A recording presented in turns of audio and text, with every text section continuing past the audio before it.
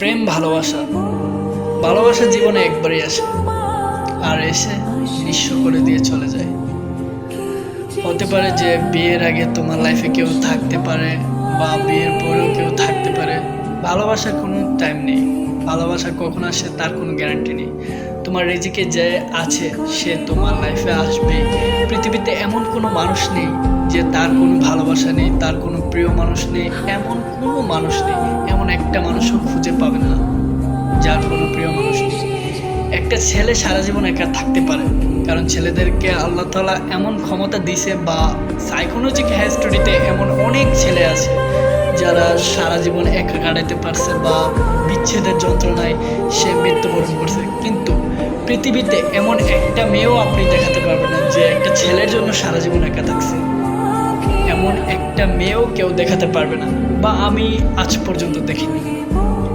ভালোবাসা আসলে এমনই যে আপনি যার জন্য করবেন সব কিছু, সে আপনার জন্য কিছুই ভাববে না বা কিছুই বুঝবে না। যদি সেও আপনার জন্য সমান পরিমাণ বুঝে বা সমান পরিমাণ ভাবতে পারে, তাহলে দেখবেন জীবনটা সুন্দর হয়ে গেছে। জীবন সুন্দর হতে গেলে কিছুই লাগে না। একটা ছেলে চায় কি? ভালোবাসা। ভালোবাসা ছেলেদের সব থেকে বড় সম্মান।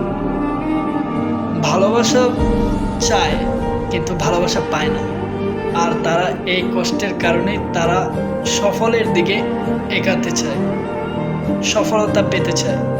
ভালোবাসা হারানোর কষ্ট এমন, ভালোবাসা হারানোর কষ্টের পর এমন অনেক ছেলে আছে যারা সফলতার দিকে যাইছে বা সফলতা পাইছে। সেম আমি আমার ভালোবাসা হারাইছি, তার সির্ফ 7 দিন পর আমি চাকরি পাইছি। আর আজ আমি আলহামদুলিল্লাহ ভালো আছি। তবে সব কিছু আছে, তবে আক্ষেপ একটাই, আমি যে আমার প্রিয় মানুষটাকে পাইনি। আমার প্রিয় মানুষটাকে আমি প্রচণ্ড ভালোবেসেছি, কিন্তু তাকে আমি বোঝাতে পারিনি। তাকে এত পরিমাণ চাওয়ার পরেও তাকে আমি নিজের করে পাইনি, নিজের আপনও করতে পারিনি। তার সাথে রিলেশনে থাকা অবস্থায় তার সাথে আমার 2বার দেখা হয়েছে। সো এই 2বার, প্রথমবার তাকে দেখার পরে তার প্রতি আমার মায়াটা আরও বেড়ে গেছে।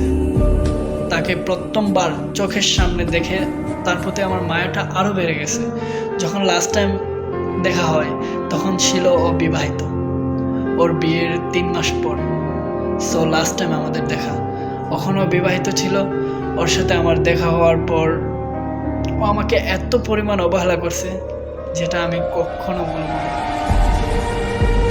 আর এই অবহেলার পর আস্তে ধীরে আমাদের কথা বলা বন্ধ হয়ে যায়। রিলেশনশিপ আসলে এমনই, আমাদের ব্রেকআপ হয়নি, আমাদের কিছু হয়নি, তবে যেখান থেকে শুরু হয়েছিল সেখান থেকেই শেষ। আমাদের প্রেমটা শুরু হয় টিকটক থেকে, আর টিকটক থেকেই শেষ। টিকটকে প্রেম করা অবস্থায় 1.5 বছর পর আমাদের প্রথম দেখা। তো এবার বুঝেন ভালোবাসাটা কত পরিমাণ বেশি হবে বা কতটা আক্ষেপ হবে। ভালোবাসা কখনো মুখে বলে বোঝানো যায় না। ভালোবাসা একটা অনুভূতি, সুন্দর একটা অনুভূতি।